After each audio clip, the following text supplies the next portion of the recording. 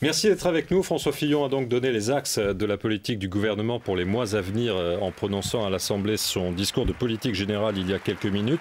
Au programme, rigueur budgétaire assumée et proclamée.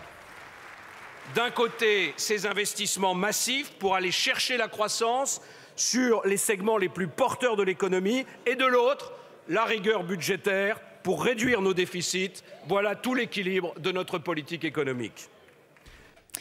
Avec nous pour décrypter ce grand oral, Olivier Mazerolle. Olivier, donc une rigueur assumée, mais pas vraiment d'annonce forte. Non, pas vraiment d'annonce forte. En fait, François Fillon l'a dit dès le début, je veux vous faire un discours pour définir le cap, pas pour faire des annonces dans le détail. Il a précisé que, selon lui, la rigueur budgétaire n'était pas antagoniste avec la cohésion sociale. Il a dit que cette rigueur devait se réaliser tout simplement avec une baisse des dépenses publiques, pas de hausse d'impôts, et donc, on vient de l'entendre, l'investissement dans les secteurs porteurs d'avenir. Il a défini un agenda social, c'est-à-dire que le gouvernement va proposer aux partenaires sociaux de se réunir pour trouver des accords sur l'emploi des jeunes, sur un certain nombre de sujets. Et puis, il a fait quand même 2 annonces en fin de discours. Il a dit qu'il allait mettre en place les deux derniers dispositifs de la révision de la Constitution qui n'avaient pas encore fait l'objet de décret, c'est-à-dire les circonstances dans lesquelles la responsabilité du président de la République peut être mise en cause, et puis la mise en œuvre de ce référendum d'initiative populaire,